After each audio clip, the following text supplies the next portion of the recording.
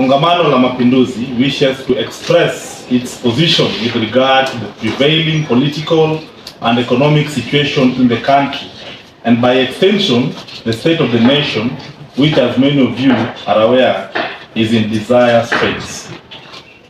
In June 2024, Kenyans rose up against an anti-people and punitive finance bill 2024 that sought to impose taxes on basic commodities such as maize flour, cooking oil, menstrual health products, etc. This bill further sought to tax burden the common mwananchi was only defeated through the collective voice and actions of the Kenyan masses who forced the state to withdraw it in its entirety. Despite the grievances raised in June 2024, the Kenya Kwanza government has continued to sneak in sections of that very finance bill into law, thereby raising the already high cost of living beyond the reach of most Kenyans.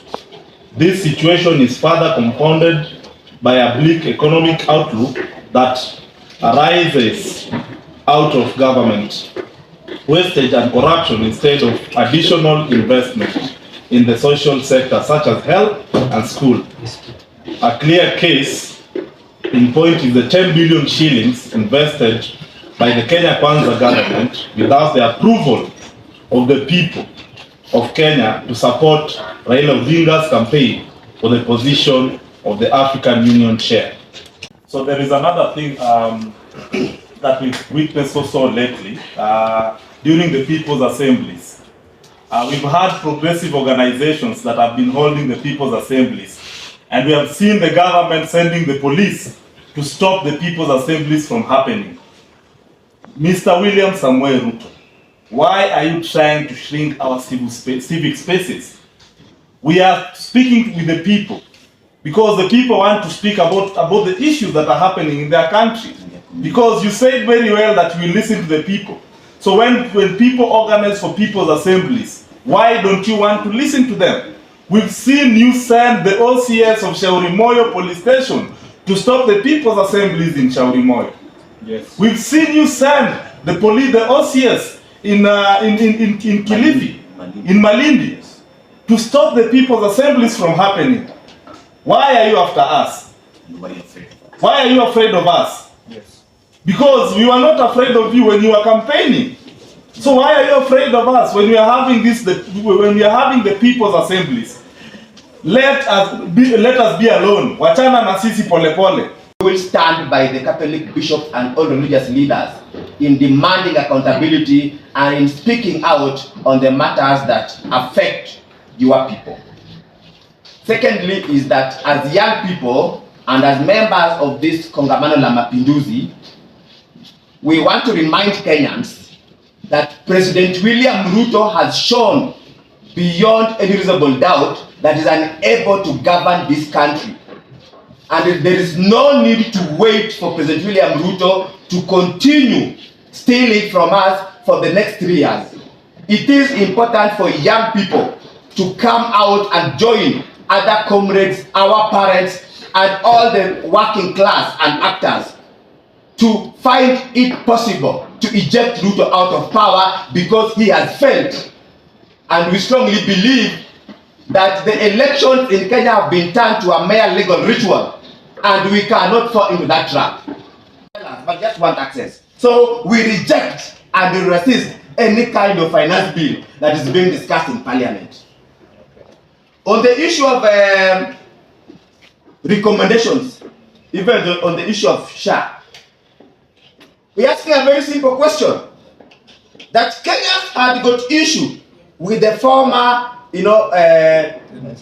NHIF. And the government in itself admitted that money was being stolen through maybe private service providers. They themselves admitted. Now, you are not talking about the money that was stolen or how we can recover it back. And the money that was being stolen were not being stolen by rats or pigs. They were human beings working with NHIF or colluding with NHIF. Now you are transferring the entire thieves into the new scheme. And we have also seen that you've admitted by taking the CEO on leave. What we are saying is very simple. Experts have spoken. Service providers have spoken. Kenyans who are the victims have spoken. Their recommendations are in the public domain. We demand transparency and an accountability, even on the previous scheme that has been disbanded. Mkuru from even talking about the issue. Why are they afraid? Because the guilty are always afraid. Kwa hivyo sisi tunataka kusema hapa kwa Wakenya tumechoka. Wale mnashinda mkituambia story za tribal, that is your business. Because hakuna tribe ishawaisaidia Mkenya hapa Kenya. Wakenya sisi interest zetu na issue zetu ni moja. We are tribeless na sisi lazima tuendelee kupigania hii nchi. Tumeona Wakenya wameitisha maandamano on Thursday. Wewe ukiwa Mkenya ukisikia maandamano imeitishwa because hawa wauaji, hawa wafisadi wanaelewa lugha ya maandamano. Tuliona nguvu ya maandamano in June. Kwa hivyo saa hii ukisikia kuna maandamano yote, jitokeze kama Mkenya, usitaki tukomboe hii nchi, kwa sababu hii nchi lazima tuikomboe. Tukiachia hii, imagine nini mwaka ya pili, and this is what we are going through. Hizi 3 years, do you think there will be a country? Hatutakuwa na nchi. These people will finish this nation, and as patriots, kama wazalendo wa Kenya, tusikubali hiyo, tukatae. I think Kenyans now have